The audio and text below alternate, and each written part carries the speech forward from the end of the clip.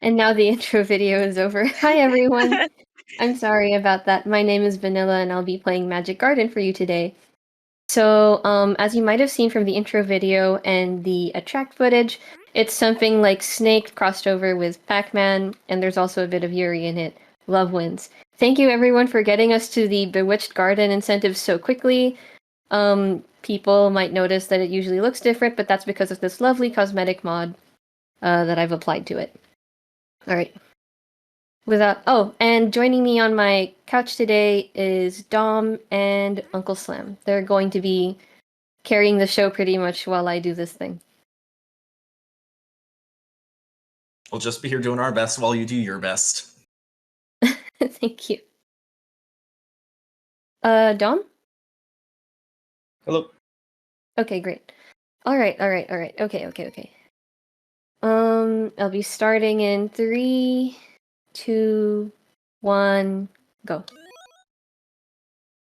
Yeah, so like Vanilla just said, this game is a lot like Snake in that she'll be going around the arena collecting these red oppies. Every time she collects one, they'll follow in a trail behind her, and she wants to drop them off on any of the tiles that have stars on them here.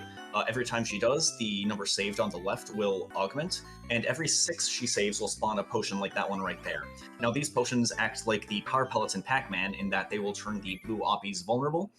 Every time that happens, she will be able to run into them and eat them, and if they're not vulnerable when that happens, she will game over like she did just there when she hit the wall. So the main two things you want to avoid in order to not get a game over is hitting the wall and hitting the blue oppies. Those are really the only... Well, there are mushrooms too, which we may or may not see. But as long as she avoids those, this run is alive and well. Yep, so she's just going to get potions, and the gold potions will actually spawn an extra oppie you can collect, so that will greatly accelerate. Yep, so you notice at the start of this run there were only 2 red oppies she could go to at any given point, and now because she drank a yellow potion, she has 3 to choose from. And that's really good from a speedrun perspective, because that gives you a lot more options to go to collect oppies quickly. Yeah, if you leave the potions too, they'll slowly turn to the higher tiers, yellow being the highest, so usually you'll try to avoid them until they're yellow. Yeah, I believe the sequence is red, green, blue, yellow. Each of them have different effects, though the later they are in that sequence, the better they are, generally. One of the effects being that some of them can turn mushrooms vulnerable as well, if we see those, and others can't. But that's about the only really important difference. Another difference worth pointing out is that some of them give different multipliers, if I'm not mistaken. So every time you drink a potion in this game, not only will all the blue oppies and mushrooms turn vulnerable, but it will also add a score multiplier. And those do stack, so if you ever drink one potion while another potion's effects are still active, like Vanilla just did there, you will get an additional number to the multiplier. So one will give you a double multiplier, second one will give triple, etc., etc. And that's really, really helpful for augmenting the score, because by the time we collect 200 oppies and the game ends, we want to hit 20,000 points, and we're already making really nice progress towards that here, so that hopefully will not be an issue.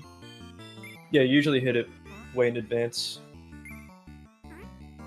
And also worth pointing out, every additional oppie you drink in a sequence will also add a multiplier, or not really a multiplier, but I think the base number it increases by in terms of your points total is 10 for each oppie.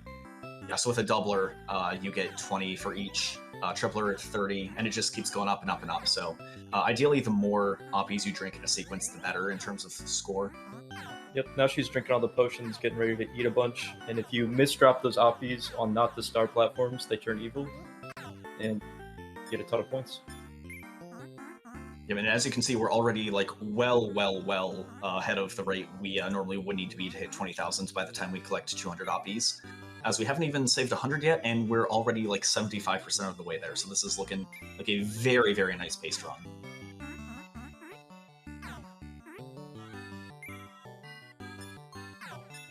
And you can kind of see there. So cool.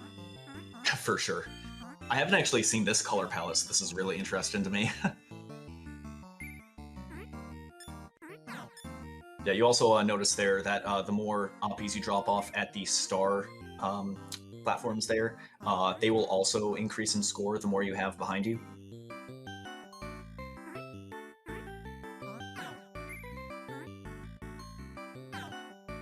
Now there's so many oppies on the screen that she can kind of just grab a bunch, spawn a potion, grab a bunch, spawn a potion, eat a potion. It's pretty safe from this point on. Yeah, because at this point, like, we're so close on score that, like, you don't really need to focus on the score at this point. You still want to mind it, of course, just in case, but at this point, it's basically just, yeah, collecting the oppies that are closest to you as you make your way to the star platforms.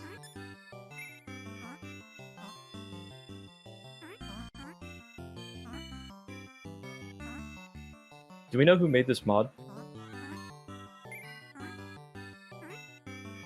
I do not.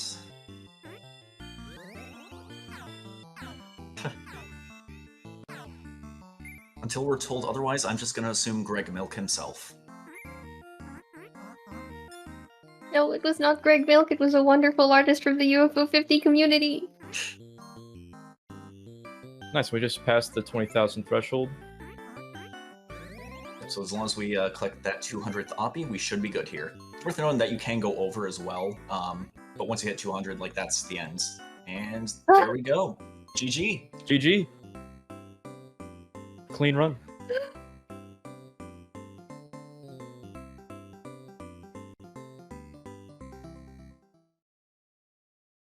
Thank you for developing this mod, Entei, or NK, I'm not sure how to pronounce your name. Oh my gosh, I'm like... I'm blushing in real life. You did great. So, something I really like about this game, it's like just a really small touch, but at the end of the original game, Cloverana, I think, and the gardener who has been given the name Iron in this mod, they kind of make up, and they decide that instead of tearing each other down out of jealousy, they should lift each other up. And it's just a really, really sweet line that makes me emotional whenever I see it, because I, in turn, have been lifted up by so many people, like my family and my friends in the UFO 50 community. This run only took, like... Hold on, let's check the time on that. Wow, 4:30. Okay, not bad. 4:37. We good? This run was only about that time, but I was only able to make it because I'm always being lifted up by the people around me in turn. So thank you for that. Emma. And thank you to my wonderful couch for carrying the conversation while I was locked in. Absolutely, Of thank course. you for having us. Alright, I guess that'll be all from me.